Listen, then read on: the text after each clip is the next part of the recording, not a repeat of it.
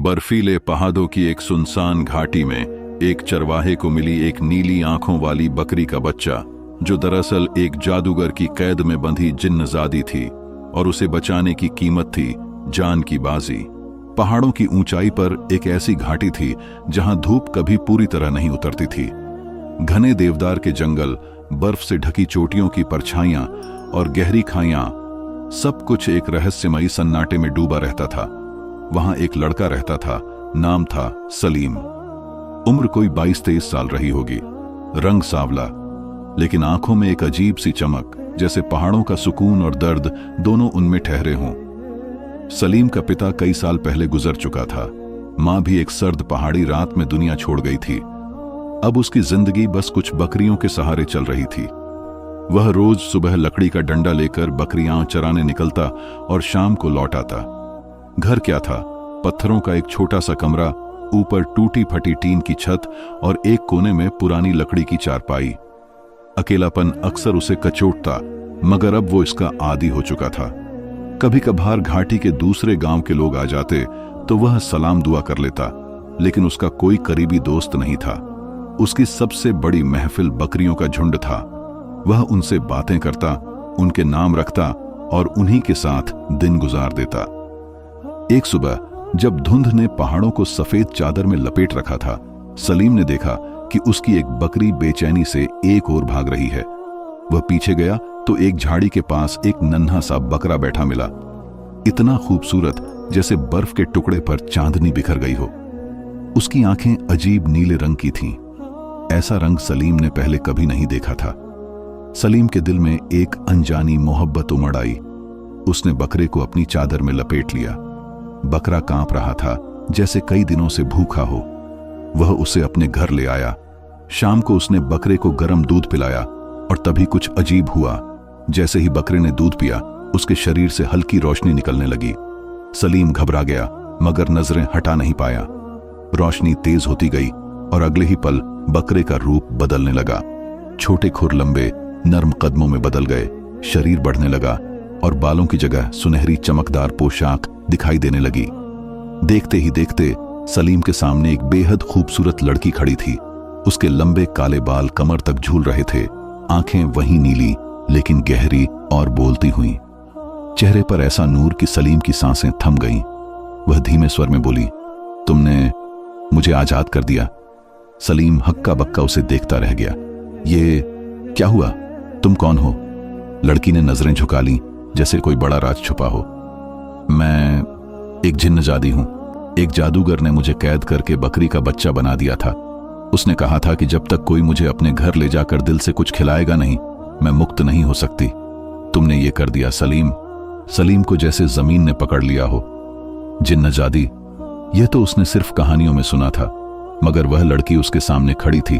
उसकी सांसों की गर्माहट और कमरे में फैली हल्की सी खुशबू गवाही दे रही थी।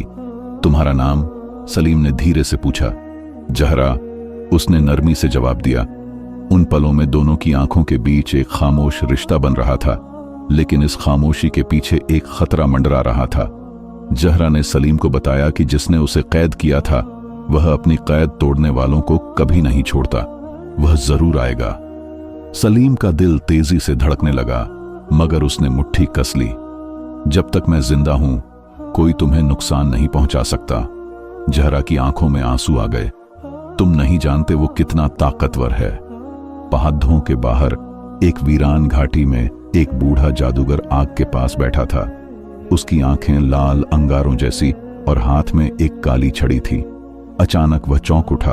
होंठों पर डरावनी मुस्कान फैल गई। जहरा आजाद हो गई। उसकी गर्जती आवाज पत्थरों से टकराकर गूंज उठी। अच्छा, तो कोई चरवाहा मेरे जादू को तोड़ने की हिम्मत कर बैठा है। अब देखता हूं कब तक बचता है। उस रात पहाड़ों पर ठंडी हवा के साथ एक अजीब सा डर भी उतर आया।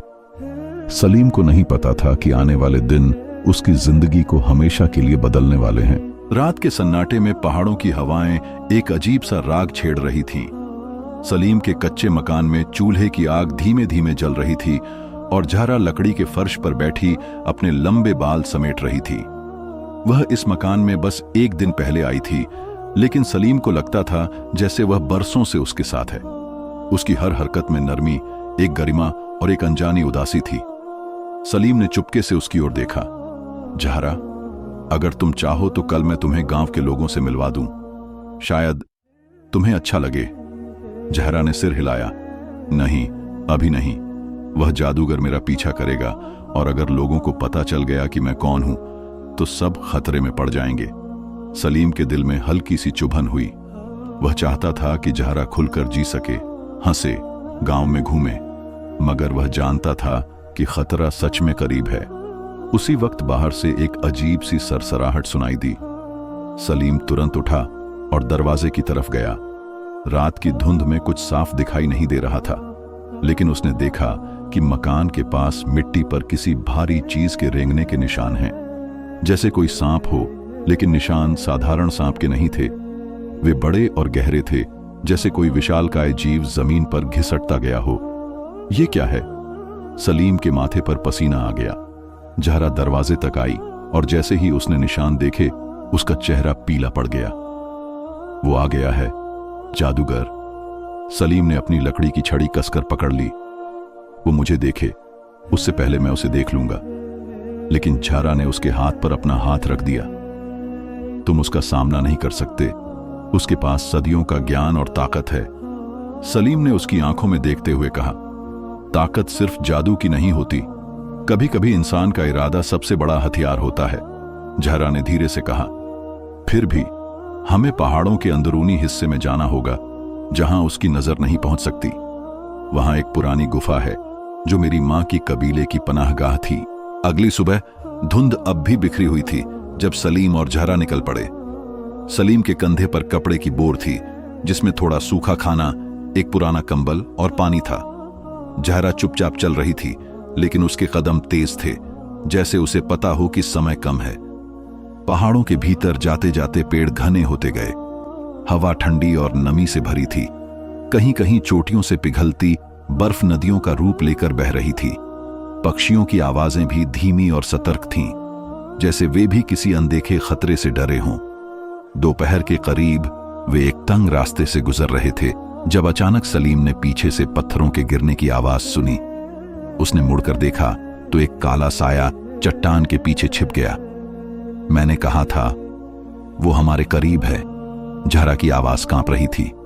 कुछ ही पल बाद एक डरावनी हंसी गूंजी, इतनी गहरी कि पहाड़ों से टकराकर कई बार लौटी। जहरा, तुम मुझसे बच नहीं सकती, और तुम चरवाहे, तुम्हें लगता है कि तुम इसे बचा लोगे? सलीम ने ऊंची आवाज में कहा। हां, जब तक मैं जिंदा हूं। जादूगर की आवाज में ताना घुल गया। जिंदा? देखते हैं कब तक। इसके साथ ही तेज हवा चली और पहाड़ से बड़े बड़े पत्थर लुढ़कते हुए नीचे आने लगे। सलीम ने जहरा का हाथ पकड़ा और दोनों भागे। वे एक बड़ी चट्टान के पीछे छिप गए। पत्थर पास से गरजते हुए गुजरे और धूल का तूफान उठ गया। जहरा की सांसें तेज थीं, मगर उसने सलीम को देखा। वो हमें रास्ते में ही मार डालेगा अगर हम जल्दी गुफा तक नहीं पहुंचे। शाम होते होते वे एक घने जंगल में पहुंचे। यहां धूप जमीन तक मुश्किल से आती थी। पेड़ों के बीच से एक पतला रास्ता निकल रहा था जो पहाड़ के भीतर की ओर जाता था। चलते चलते जहरा ने धीमे से कहा, सलीम, तुम जानते हो, मैं हमेशा जिन्नजादी नहीं थी, मैं भी कभी इंसान थी। सलीम रुक गया। क्या? जहरा ने आह भरी। मेरी मां इंसान थी और मेरा पिता जिन्न। मैं आधी इंसान आधी जिन्न पैदा हुई। जादूगर मेरे पिता का दुश्मन था। जब मैं छोटी थी उसने मेरे पिता को मार दिया और मुझे कैद कर लिया। फिर उसने मुझे बकरी का बच्चा बना दिया ताकि मैं अपनी असली पहचान कभी वापस न पा सकूं। तुमने वो कर दिखाया जो बरसों में कोई न कर सका। सलीम ने उसके कंधे पर हाथ रखा। जहरा, तुम चाहे इंसान हो या जिन्नजादी, मेरे लिए तुम बस तुम हो। जहरा की आंखें नम हो गईं, लेकिन तभी झाड़ियों में फिर वही सरसराहट सुनाई दी। इस बार एक काली धुंध निकली जो धीरे धीरे इंसानी आकार में बदल गई। जादूगर सामने आ गया। वह लंबा, झुर्रियों भरा चेहरा लिए लाल जलती आंखों वाला था। हाथ में काली छड़ी थी जिसके ऊपर किसी जानवर की खोपड़ी जमी हुई थी। तो ये है वो चरवाहा? जादूगर ने सलीम को ऊपर से नीचे तक देखा। कमजोर, गरीब मगर बेवकूफ बहादुर। सलीम ने मजबूती से कहा, इसे छोड़ दे। जादूगर ने ठाका लगाया, छोड़ दूं? मैंने इस पर सदियों मेहनत की है, ये मेरी है। जहरा आगे बढ़ी, मैं तुम्हारी नहीं हूं। तुमने मेरा बचपन छीना, मेरा परिवार छीना, अब तुम कुछ नहीं ले सकते। जादूगर की आंखों में खून उतर आया। उसने छड़ी घुमाई और जमीन से काले सांप निकल आए जो सीधे सलीम की तरफ बढ़े। सलीम ने अपनी लकड़ी की छड़ी से एक सांप को पीछे किया, लेकिन बाकी पास आ गए। अचानक जहरा ने अपने हाथ उठाए और उसकी आंखें नीली रोशनी से चमक उठीं। एक धमाके के साथ रोशनी की लहर फैली और सांप धुएं में बदल गए। जादूगर गरजा, तो तुमने अपनी ताकत वापस ले ली? जहरा ने कहा, हां, और अब मैं तुमसे डरने वाली नहीं। जादूगर पीछे हटा, लेकिन मुस्कुराया। यह खेल खत्म नहीं हुआ जहरा, मैं तुम दोनों को मिटाकर रहूंगा। इतना कहकर वह काली धुंध में लिपटकर गायब हो गया। सलीम और जहरा थके हुए लेकिन जिंदा पहाड़ के उस हिस्से तक पहुंचे जहां गुफा का मुहाना था। गुफा की दीवारों पर पुराने निशान खुदे थे, जैसे किसी ने जादुई लिपि लिखी हो। जहरा ने कहा, यह गुफा हमें कुछ वक्त देगी, लेकिन हमेशा के लिए सुरक्षित नहीं रख सकती। कल हमें तय करना होगा कि जादूगर को हमेशा के लिए कैसे खत्म किया जाए। सलीम ने उसकी ओर देखा, जो भी करना पड़े हम करेंगे। गुफा के भीतर ठंडी हवा और अंधेरा था, मगर पहली बार दोनों को लगा कि शायद वे बच सकते हैं अगर हिम्मत रखे। लेकिन बाहर किसी पहाड़ी चोटी पर जादूगर की लाल आंखें अब भी जल रही थीं। गुफा के भीतर रात गहरी होती जा रही थी। बाहर पहाड़ की चोटियों पर बर्फीली हवा चीख रही थी और गुफा के मुहाने पर एक छोटा सा अलाव जल रहा था। सलीम लकड़ी के पास बैठा अपनी छड़ी से जमीन पर लकीरें खींच रहा था, जबकि जहरा चुपचाप दीवार से टिक कर बैठी थी। उसकी आंखें दूर कहीं शून्य में जमी थीं, जैसे वो किसी और दौर की यादों में खो गई हो। तुम जाग रही हो? सलीम ने धीरे से पूछा। जहरा ने चौंक कर उसकी तरफ देखा, फिर हल्की मुस्कान दी। हां, जब दुश्मन इतना पास हो तो नींद कहां आती है। सलीम ने कहा, कल हमें कोई रास्ता निकालना होगा, ये भागते रहने का सिलसिला खत्म करना होगा। जहरा ने धीरे से सिर हिलाया। मुझे एक तरीका पता है, मगर उसमें बहुत खतरा है। कैसा तरीका? जहरा ने नजरें झुका ली। जादूगर को हराने के लिए हमें उसके अपने जादू को उसी पर पलटना होगा। इसके लिए एक पुरानी दुआ है जो मेरे पिता ने मुझे बचपन में सिखाई थी, लेकिन इसे पढ़ते समय एक जिन्न और एक इंसान दोनों का खून एक साथ गिरना जरूरी है, तभी जादूगर की ताकत टूटेगी।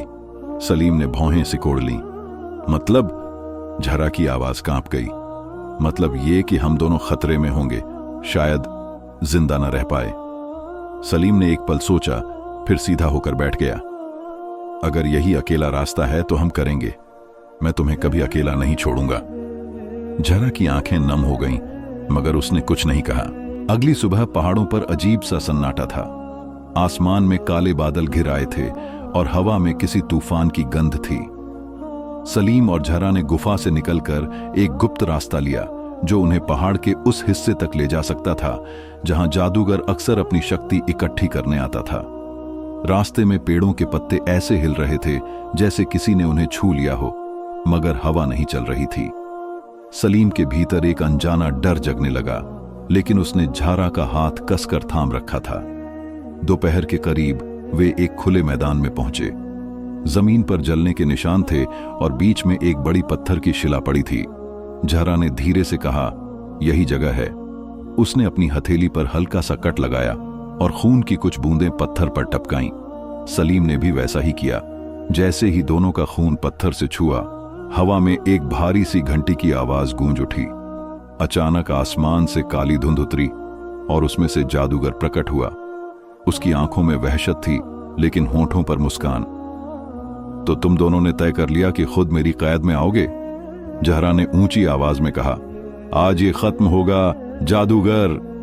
जादूगर ने अपनी छड़ी हवा में घुमाई और जमीन फट गई। उसमें से आग के शोलों के साथ काली मखलूक निकलने लगी। सलीम ने अपनी छड़ी से एक के सिर पर वार किया, मगर और भी मखलूकें आने लगीं। जहरा ने आंखें बंद कीं और वह पुरानी दुआ पढ़ने लगी। उसके शब्द पहाड़ों से टकराकर गूंज रहे थे और हर शब्द के साथ रोशनी की लहर फैल रही थी। जादूगर गरजा, चुप हो जाओ। उसने अपनी छड़ी से काली बिजली का एक झटका झरा की तरफ फेंका, मगर सलीम बीच में आ गया। बिजली उसके सीने से टकराई और वह पीछे गिर पड़ा। सलीम! झरा चीखी, लेकिन उसके शब्द नहीं रुके। आंखों से आंसू बह रहे थे, फिर भी उसकी आवाज और ऊंची होती जा रही थी। जादूगर आगे बढ़ा, मगर जैसे ही दुआ का आखिरी वाक्य पूरा हुआ, आसमान में तेज रोशनी फूटी और एक चमकदार घेरा पूरे मैदान को घेरने लगा। जादूगर की चीख गूंजी और वह धुएं में विलीन हो गया। रोशनी धीरे धीरे कम हुई और सन्नाटा छा गया। झारा दौड़कर सलीम को अपनी गोद में ले बैठी। उसकी सांसें हल्की थीं, आंखें आधी बंद। तुम ठीक हो जाओगे सलीम, मैं तुम्हें कुछ नहीं होने दूंगी। सलीम ने हल्की मुस्कान दी। झारा, मैंने कहा था ना, मैं तुम्हें कभी अकेला नहीं छोड़ूंगा। अब तुम आजाद हो। और उसकी आंखें बंद हो गईं। झारा का दिल टूट गया। वह चीख कर रोई, लेकिन पहाड़ों की गूंज उसकी आवाज को अपने भीतर समेट गई। उसने सलीम के हाथ पर अपने आंसू गिराए और आसमान की ओर देखा। हे मेरे खुदा, अगर यही मेरी किस्मत है तो मैं भी इसे छोड़कर नहीं जाऊंगी। उसने अपना हाथ भी पत्थर पर रखा और अपनी बची हुई ताकत छोड़ दी। एक मुलायम रोशनी दोनों को घेरने लगी और फिर वे दोनों एक साथ सुकून में चले गए। सालों बाद पहाड़ों के बीच उसी मैदान में लोग एक पत्थर की मूरत देखते हैं। एक चरवाहा और एक खूबसूरत लड़की हाथों में हाथ डाले, जैसे हमेशा के लिए साथ जमे हों। गांव वाले कहते हैं, ये वही हैं जिन्होंने मोहब्बत और कुर्बानी से एक जादूगर को हराया और अपनी कहानी पहाड़ों की हवा में छोड़ गए। और जब भी पहाड़ों पर शाम उतरती है, धुंध में दो साए दिखाई देते हैं, एक जवान चरवाहा और एक नीली आंखों वाली लड़की, जो चुपचाप एक दूसरे को देखकर मुस्कुराते हैं, जैसे वक्त ठहर गया हो।